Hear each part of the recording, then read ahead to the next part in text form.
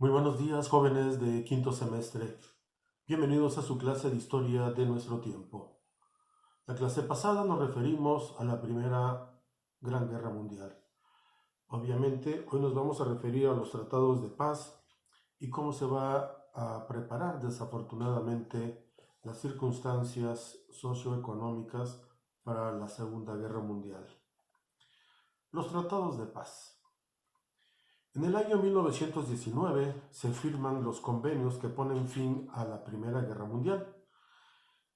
Inglaterra ha obtenido lo que deseaba, es decir, anular la competencia alemana en cuanto a producción y comercio, mientras que Francia quiere fuertes indemnizaciones y un debilitamiento permanente para el Estado alemán.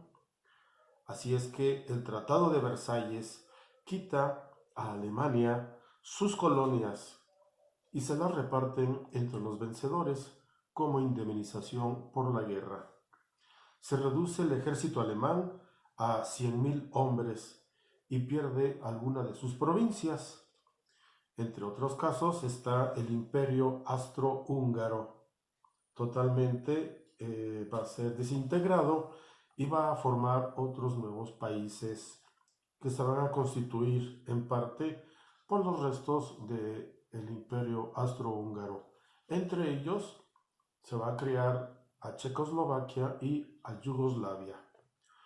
Los tratados de paz que dan fin a la guerra entre 1914 y 1918, que dilató esta primera gran conflagración, había arrojado un saldo aproximado de 10 millones de muertos, esto solamente en Europa, además de numerosos heridos y de una enorme destrucción de bienes, y pues no van a alcanzar una paz auténtica. El periodo que va a haber entre las dos guerras, entre el Tratado de Versalles y el inicio de la Segunda Guerra Mundial, se va a hacer o se va a caracterizar por su gran agitación. Va a haber muchas luchas sociales y obviamente va a haber nuevamente un espíritu nacionalista, en el sentido de que pues, los países se sentían proclives a seguir expandiéndose, y esto va a traer obviamente competencias entre las naciones. Entre los ciudadanos había una especie de relajamiento y en cuanto a sus costumbres, así con unas ganas inmensas de vivir. Imagínense, después de 4 años de una guerra mundial, pues la nueva sociedad, por decirlo de una forma, tenía nuevas expectativas. Sin embargo, en Rusia, en el año 1917, va a nacer una nueva forma de organización social. Se le va a llamar el socialismo. Esto obviamente se va a, como lo vamos a ver más adelante, se va a consolidar en medio de grandes luchas y dificultades. Es un periodo de graves inquietudes políticas y en muchos casos llegan a circunstancias revolucionarias. Ante el surgimiento del socialismo va a surgir otro movimiento que van a ser los regímenes fascistas. Es decir, van a reprimir violentamente las manifestaciones de deseos de cambio de los obreros o de los trabajadores. Esto obviamente enarbolando una bandera que es la democracia. Los países europeos tenían miedo de que Rusia exportara su nueva forma de gobernar a través del socialismo. Estas circunstancias, este enfrentamiento entre el socialismo y el fascismo en algunas naciones, va a traer obviamente como consecuencia unas crisis política y social. Va a iniciar en el año 1929 y va a provocar una gran desocupación en el trabajo.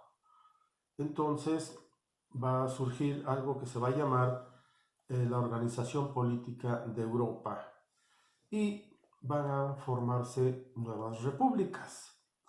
Obviamente, las monarquías antes de la Primera Guerra Mundial van a desaparecer. Así tenemos que van a desaparecer las casas reinantes de los Romanov en Rusia, de los Hohenzollern en Alemania, los Habsburgo en Austria y los otomanos en Turquía.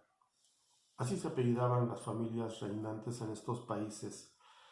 Y se va a consolidar la democracia a través del voto universal, incluyendo algunos derechos que se le van a reconocer a las mujeres.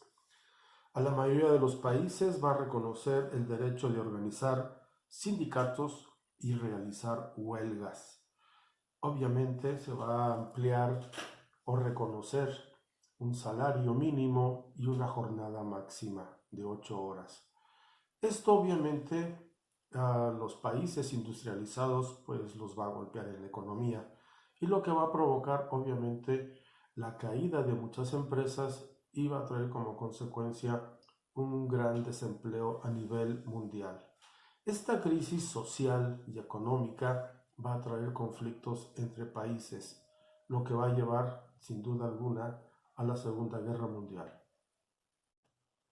Después de la Primera Guerra Mundial, se van a formar varios países nuevos en Europa.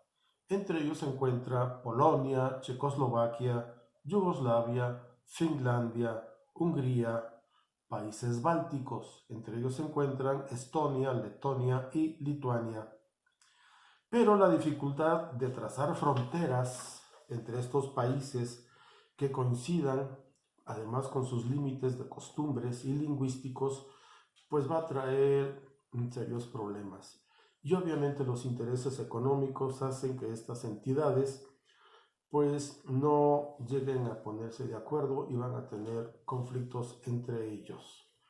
Otro gran problema que va a surgir, por decirlo de una forma, es la unión de la República Socialista Soviética.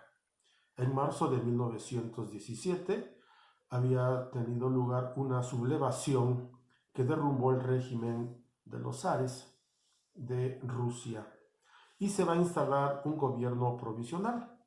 Junto a este van a existir los soviets. Los soviets eran delegados obreros que eran electos en las fábricas o eran soldados que eran electos en sus unidades. Los soviets tenían sobre todo la autoridad en los asuntos locales y en ellos adquirían cada vez más importancia otro grupo que se llamaban los bolcheviques, los cuales eran dirigidos por Lenin, Trotsky y Stalin. El gobierno provisional no repartió la tierra entre los campesinos ni puso fin a la guerra, como había prometido, por lo que en noviembre de ese mismo año 1917, los obreros, los soldados y los marineros de Petrogrado, bajo la dirección de los soviets, encabezada por los bolcheviques, van a tomar el poder y lo van a entregar a un congreso de los soviets en toda Rusia. Este congreso va a acordar 3 decretos. Va a proclamar la institución del poder soviético, es decir, van a constituir un gobierno encabezado por Lenin. Va a pedir la paz inmediata y obviamente va a declarar la propiedad nacional de la tierra. ¿Qué es lo que quiere decir? Es decir, la socialización completa de todos los medios de producción va a ser de la propiedad social. No solamente se van a quedar con fábricas, los bancos, el comercio, sino también con las principales comunicaciones de este país. Obviamente va a haber muchos países capitalistas que se van a oponer a este movimiento, pero finalmente en el año 1924 se va a reconocer este nuevo régimen por la mayoría de las potencias europeas. Bajo la dirección de Stalin entonces, ya que Lenin había muerto en 1924, se van a iniciar algo que llamaban planes quinquenales. ¿En qué consistían? Eran planes cada 5 años, obviamente para estimular la producción agrícola económica de Rusia. Y esto obviamente fue con un gran costo de la sociedad.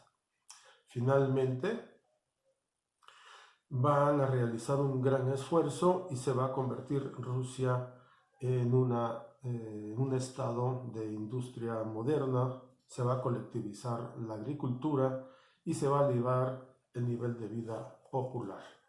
Con ello estamos terminando de plantear las circunstancias sociales, económicas y políticas que van a preparar desafortunadamente la Segunda Guerra Mundial. Gracias por su atención. Nos vemos la próxima clase. Cuídense. No olviden sus evidencias.